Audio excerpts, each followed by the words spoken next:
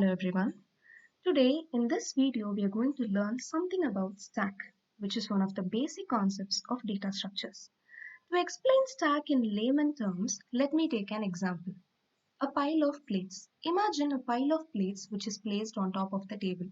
While you're going to place another plate on that pile, you always place it on the top. Or while you're going to take a plate from that pile, you always take the topmost plate.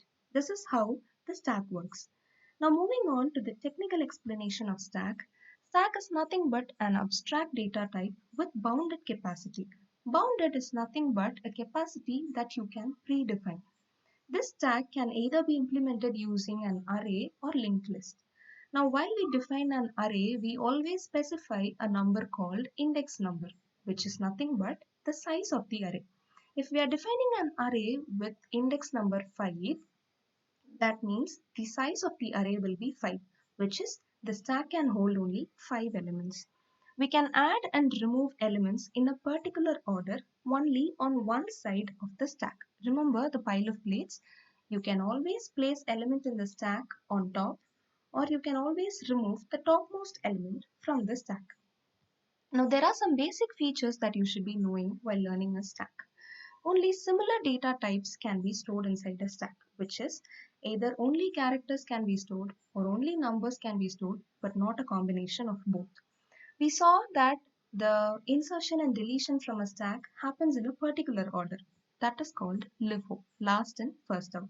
The last element that was pushed inside the stack will be the first element to get out of the stack. Okay? The main functions, which is storing an element inside the stack, is called push.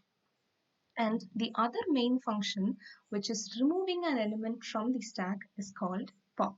Now remember, both push and pop can always happen only on top. Top is nothing but we always maintain a pointer which points the last pushed element inside the stack. Since the last pushed element will always remain in the top, this pointer is also called as top. Okay. Now, if the stack is completely full, it is called overflow, and if the stack is completely empty, it is called underflow. Now, we'll see the algorithm for push. If you're going to push an element inside the stack, the basic thing that you should know is the stack has enough space for another element to be pushed in. So you have to check if the stack is full. If the stack is full, you're going to say the stack is full, you can't enter another element inside the stack. Else, if the stack is not full, which means there is enough space for another element to be placed inside the stack, the top's position will become top plus 1 and the new data, the incoming data will be placed on stack of top. Now let me explain it clearly. Now see, the stack already has 4 elements A, B, C, D, and since D is the last pushed element, the top is pointing to D. Now we are attempting to enter E inside the stack, which means E will be the last pushed element. So the top should be facing to E, which is top plus 1. Now the top becomes top plus 1 and the incoming element is stored in stack of top plus 1 here. Okay. Now the algorithm for pop. When can we pop an element from the stack? If there is some element in the stack, we can pop it out. So we are going to check if the stack is empty. If the stack is empty, you're going to say the stack is empty and none of the elements can be popped out. If the stack has elements, then the stack of top will be stored in data. Okay. And since the last element of the stack is popped out, the position of top should reduce 1. So top becomes top minus 1 and the stack of top which was stored in data is returned. Okay. Now see, E was the last entered element in the stack. Now the top is facing E. Now we are attempting to remove E, that is pop E from the stack. Now while popping E from the stack, the top becomes top minus 1 and the E goes out as the return data. Okay. Now we told previously that we have to check if the stack is full or if it is empty. How to do that? If the top is equal to index, then the stack is full. Now remember, index is always the size of the array, as I told before.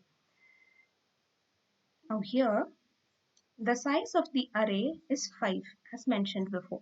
There are already 5 elements, and now the top is facing the last position, which means top is equal to index.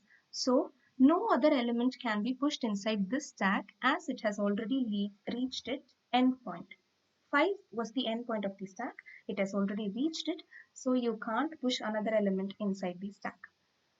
So if top is equal to index, the stack is full, else the stack is not full. The same way is empty. If the top is lesser than 0, imagine all A, B, C, D, E are being popped outside of the stack. Now what happens to top? The top keeps on decreasing. Top minus 1, top minus 1. Now when the top becomes lesser than 0, then the stack is empty. Else the stack is not empty. Okay? And there is also one more thing. To check the status of the stack, we use is full, is empty, and another thing called peek. Peek is nothing but pop. It is similar to pop, but pop it it deletes the last entered element from the stack. But peek, what it does is it goes in and finds out what was the last entered element. Here it returns the data and top minus 1. This all happens in pop. Peek, it does nothing, but it goes and finds out what was the last entered element. Now the applications of stack includes parsing and expression conversion. Expressions includes infix, prefix and postfix and everything. And the conversion of one to another will be continued in the following videos. Keep watching guys. Have a good day.